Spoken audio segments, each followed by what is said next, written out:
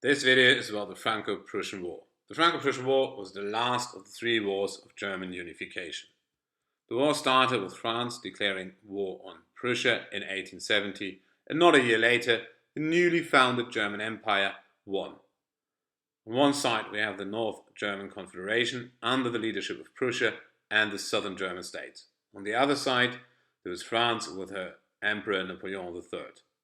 Important were Otto von Bismarck, the Prussian minister-president, and the Prussian general Helmut von Moltke. Prussia's influence in Europe, but of course then also in Germany, grew stronger and stronger over the last centuries, especially over the last decades. And then Prussia and France were direct neighbors at the River Rhine, and of course there is a collision of interests. Furthermore, Prussia prevented France annexing Belgium and Luxembourg through diplomatic means. The French Emperor Napoleon was under pressure at home because of Republican movements and a not too successful foreign policy. The conflict with Prussia was not going too well, and he also failed with an intervention in Mexico. Now, the constellation or situation which led to the war was a diplomatic conflict between France and Prussia regarding the possibility that a member of the House of Hohenzollern could ascend to the Spanish throne. To explain, the House of Hohenzollern, that is the house of the Prussian royal family. And the incident that actually led to war was the Ems Dispatch. The alliances, the European powers were neutral. Prussia maintained military alliances with all German states. Now, as mentioned, Napoleon III was under pressure, and there was the conflict regarding the Spanish succession. Now the Ems Dispatch. What happened? The Prussian king was in Bad Ems with his family.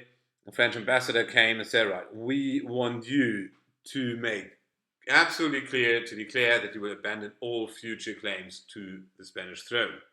The king reacted very polite but reserved, not much was going on, no problem there. A report was sent to Berlin to the Minister-President Bismarck, and he shortened this report and released it in a newspaper.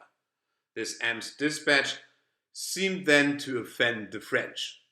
So that was not fine with Napoleon III, and he declared war on Prussia. The German states stayed loyal to Prussia, and war was on. German forces won relatively quickly a few battles, so the French had to retreat to Metz, and German forces laid siege on Metz. Troops were sent to relieve Metz, but they had to retreat to Sedan, and there it was a rather decisive battle. It was fought. Germany won, but German forces not only won, they also could take Napoleon III prisoner. A reaction in France, the immediate reaction was to proclaim the Third Republic. Germany laid siege on Paris, and after Metz surrendered, there were a few fighting going on, but the war was actually all but over.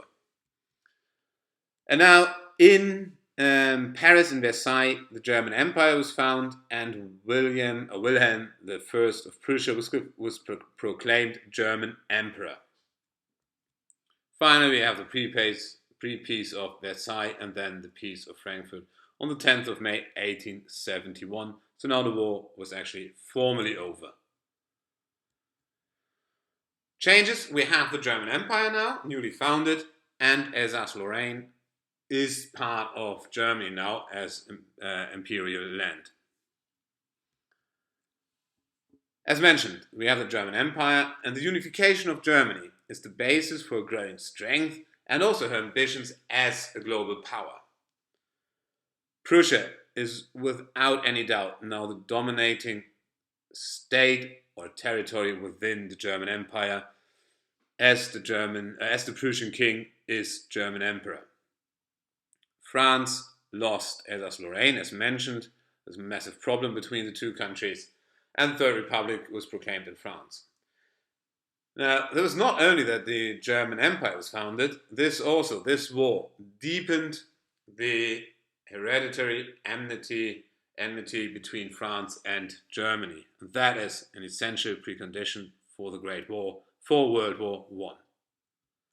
That was the Franco-Prussian War in 5.